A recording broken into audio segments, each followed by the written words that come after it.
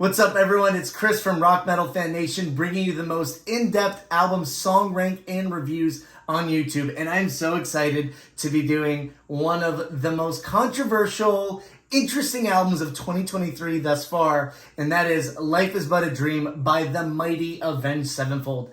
Let's dive in. Before we get started, please subscribe to this channel. We are big on Instagram, but not on YouTube because we are brand new. So every subscribe means a lot to us. This album is a concept album, and it is a weird one. It's based on the writings of Albert Camus, who is a philosopher who mostly wrote about absurdism, existentialism, and you can feel those themes and that weirdness in not only the lyrics, but also the overall album's vibe. Now, before I dive into the song ranking, I wanted to give some context around Life Is But a Dream.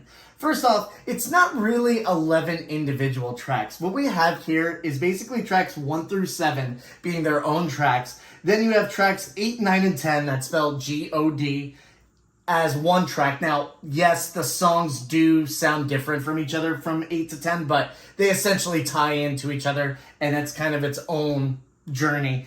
And then you have track 11, Life Is But a Dream, that is an instrumental album closer. And that is where I'll start. At number 11, we have Life Is But a Dream.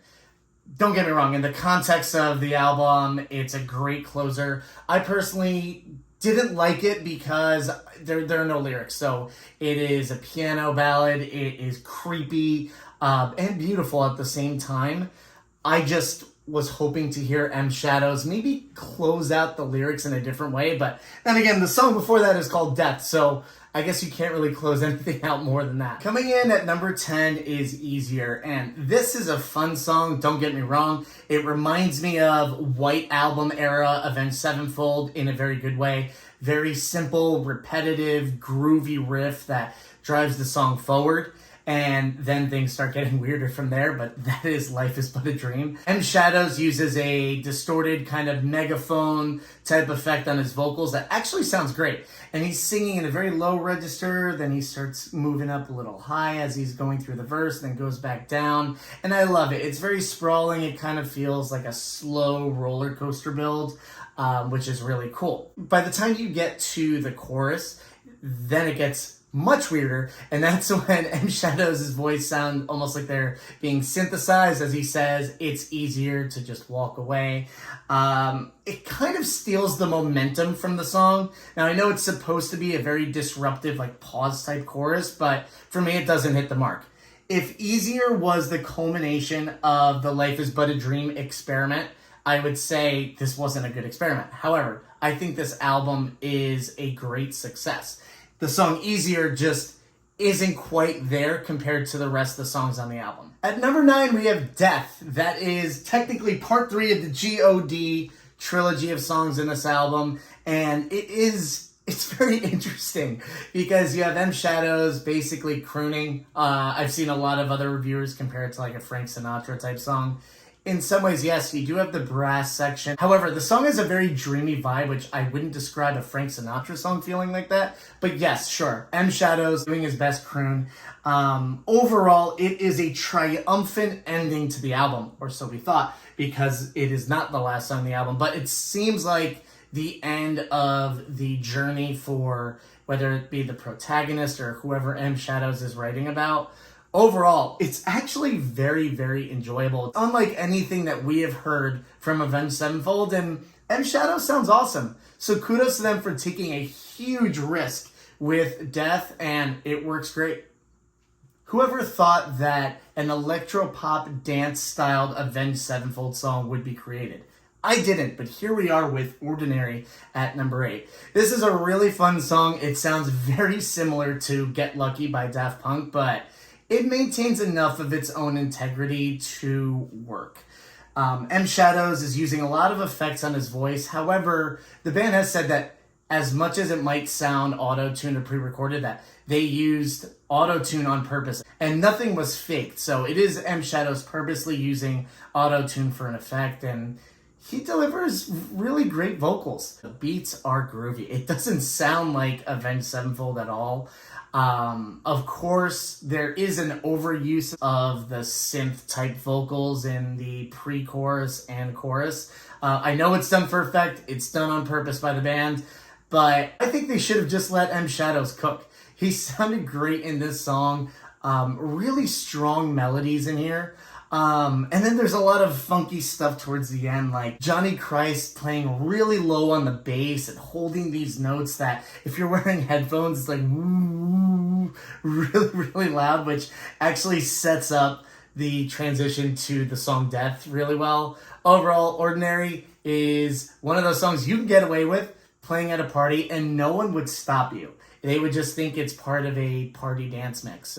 Another thing I want to call out is the solo section. Now, at first listen, it sounds like a synthesizer piano solo, but I actually think it's some crazy weird guitar effect that Sinister Gates put on his guitar, and it's a ripper of a solo. And it's a cool, unexpected twist in the song. Let's bring in some grunge vibes to this album. Yes, Beautiful Morning is very grunge inspired, from the descending guitar riff in the intro to the layered vocals in the verse that kind of trade off into a lower register from M Shadows back and forth before diving into a really cool pre-chorus. This song is soaked in grunge. Thematically, it fits in this album. It doesn't sound like they were like, oh, let's have a grunge song. It fits the vibe very, very well. Now, the chorus is ominous, it's creepy, and M Shadows singing with Sinister Gates in this, again, low register where he's singing, "You walk on water, but the water swallows you."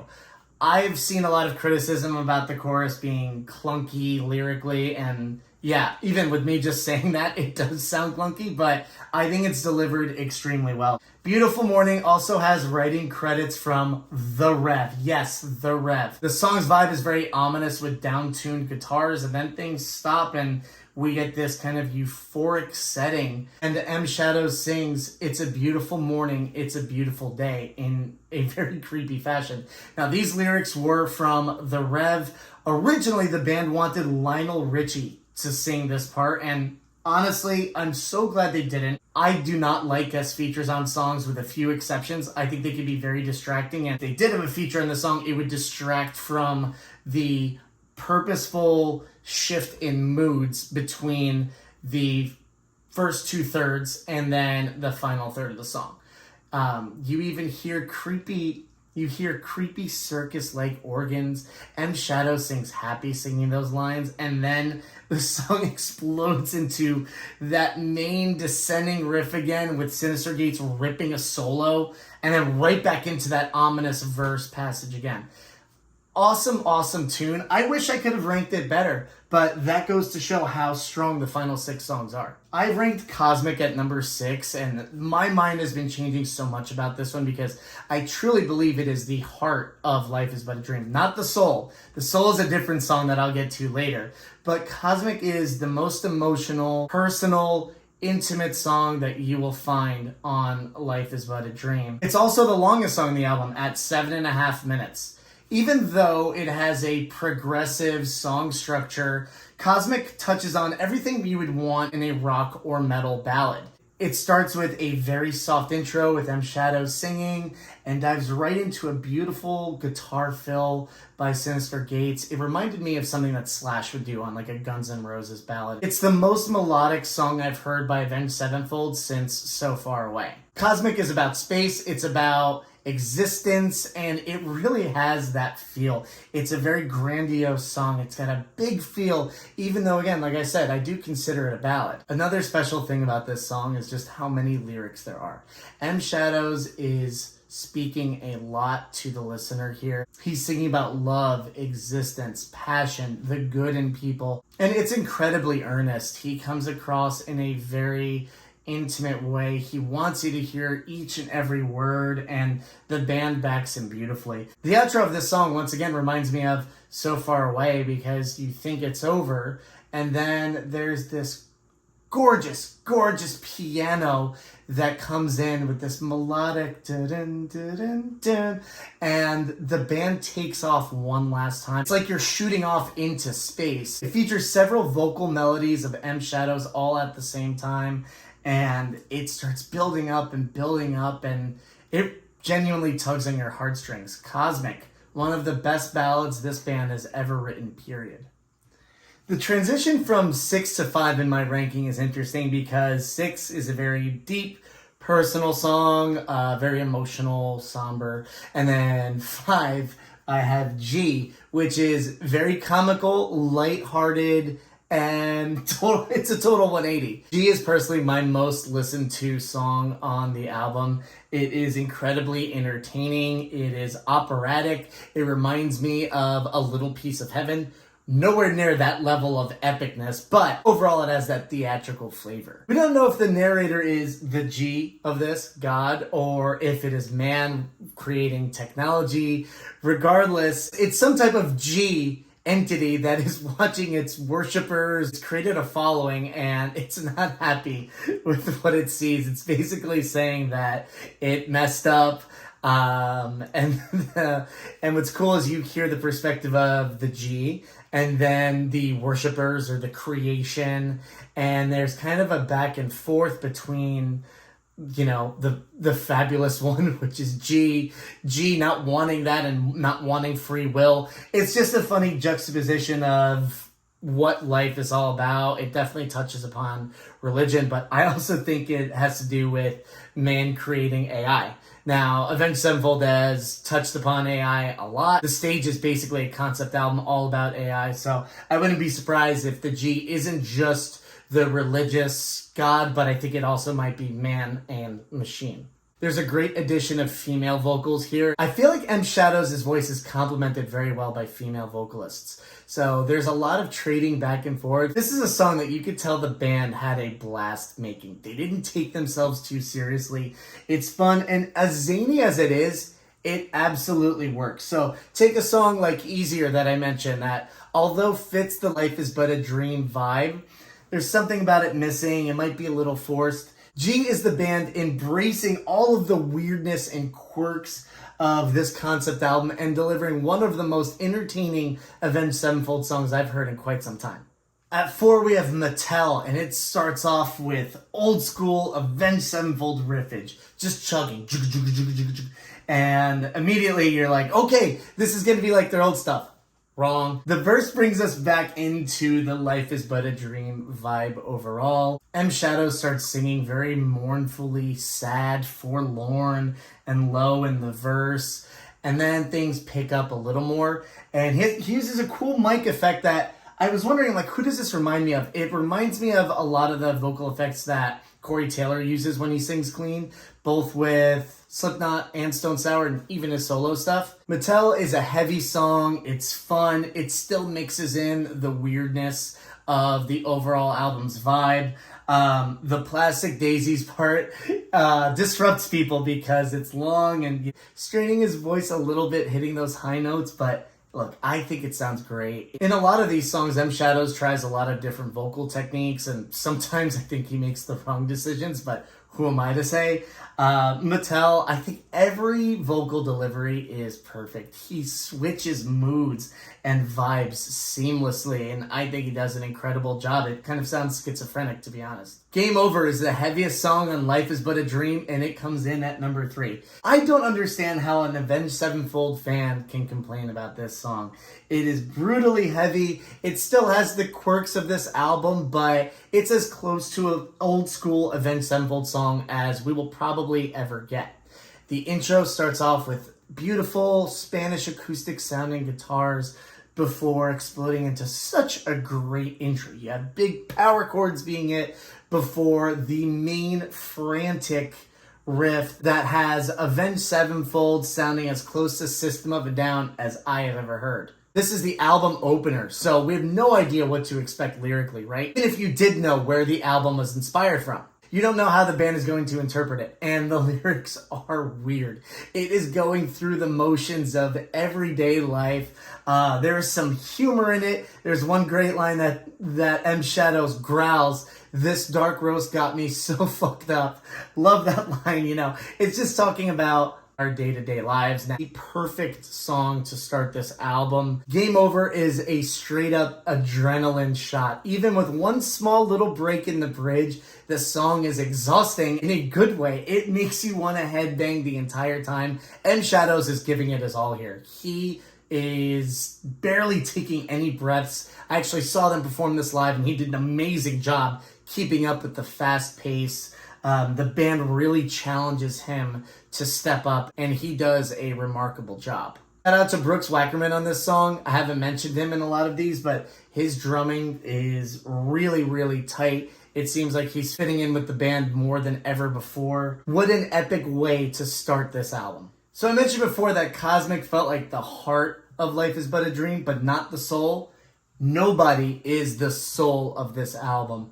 Coming in at number 2, I know that's pretty surprising. I've been wrestling with this in my head for weeks now. But Nobody is the foundation of this album, okay? It doesn't mean it's the best song. The band has even described Nobody as the song that the whole album is built around. It is that vibe. Nobody captures the essence of what this record is all about, and I love it.